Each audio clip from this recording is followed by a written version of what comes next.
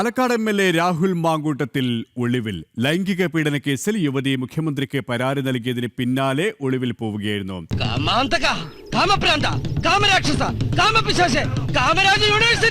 രാഹുൽ മാങ്കൂട്ടത്തിനെതിരായ എഫ്ഐആറിൽ ഞെട്ടിപ്പിക്കുന്ന വിവരങ്ങൾ. യുവതിയെ 2 തവണ ബലാത്സംഗം ചെയ്തത് തൃക്കണ്ണാപുരത്തെ ഫ്ളാറ്റിൽ വെച്ച്. പരാതിയില്ലേ പരാതി വന്നപ്പോൾ ഏതോ ഒരു കോഴിക്കൂട്ടിൽ കയറി. കോഴിക്കൂട്ടത്തിലെ എന്തൊരു ഷോ ആയിരുന്നു.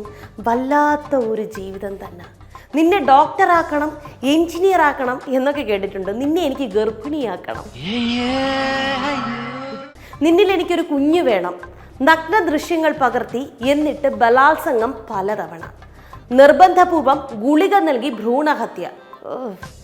പറയാൻ തന്നെ ഉണ്ടല്ലോ, അറപ്പാണ് തോന്നുന്നത്. പാലക്കാടൻ ജനതയുടെ വിധി. എന്തിനേറെ പറയുന്നു, ജയിച്ച മണ്ഡലത്തിൽ കൊണ്ടുപോയി പോലും പീഡനം. നമ്മളോ പാലക്കാടോ നാട്ടിലെ ജനങ്ങളോ ഇതിലൊന്നും കൺസേൺഡ് അല്ല. Who curse? ഒരു കമ്പിലെ തുണി ചുറ്റിയാൽ പോലും അണ്ണൻ വികാര ജീവിയാകുമത്രേ. എന്തൊരു അപരാധ കഥകളാണോ എന്തോ. ജനങ്ങൾ ഇതെല്ലാം കാണുമല്ലേ. നേരിട്ട് പരാതി നൽകിയത് ഒരു യുവതിയാണെന്ന് മാത്രം. ട്രാൻസ്ജെൻഡർ അടക്കമുള്ളവർ പറഞ്ഞത് കേട്ടാൽ കാർക്കിച്ച് തുപ്പും. ഇതേ വരുന്നുണ്ട് ഗോഡ്ഫാദർ ഷാഫി പറമ്പിൽ. പുള്ളിക്ക് കാര്യമായിട്ട് എന്തോ പറയാനുണ്ടെന്ന് തോന്നുന്നു.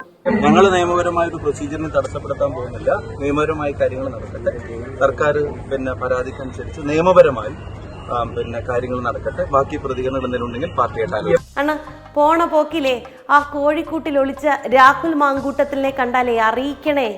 ജാമ്യം കിട്ടാത്ത ജീവപര്യന്തം വരെ കിട്ടാവുന്ന ഗുരുതര വകുപ്പുകൾ ചുമത്തിയ കേസിലെ പ്രതിയാണ്.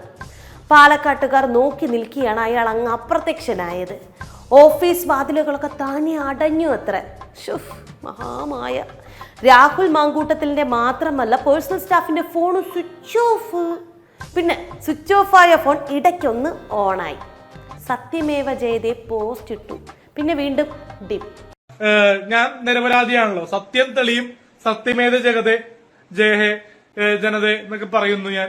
കാരണം സംഭയാമി യുഗേ യുഗേ, സംഭവിക്കാതിരിക്കുന്ന സംഭവിക്കാനേ. എന്തായാലും മുൻകൂർ ജാമ്യാപേക്ഷയൊക്കെ ആയിട്ട് പുള്ളി കോടതിയിൽ എത്തിയിട്ടുണ്ട്.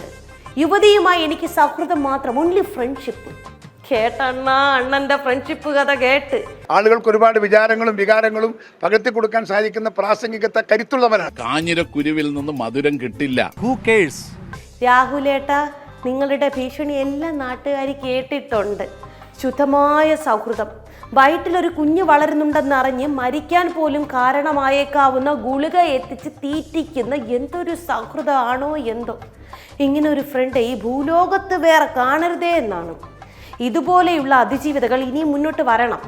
മടിച്ചു നിൽക്കാതെ സമൂഹത്തിൻ്റെ മുന്നിലേക്കോ, ഇനി അതല്ല നിയമത്തിൻ്റെ മുന്നിലേക്കോ ഒക്കെ വരണം. നിയമത്തിൻ്റെ മുന്നിലേക്ക് വരണം എന്നാണ് എങ്കിലും, പക്ഷെ തുറന്നു പറയണം. ഇതുപോലെയുള്ള അതിക്രമങ്ങളൊക്കെ നാട്ടുകാരറിയണം. ഇങ്ങനെയുള്ള വൈകൃതങ്ങൾക്ക് അടിമകളായിട്ടുള്ളവരെ സമൂഹം തിരിച്ചറിയണം. ആപത്താണ് സമൂഹത്തിന്.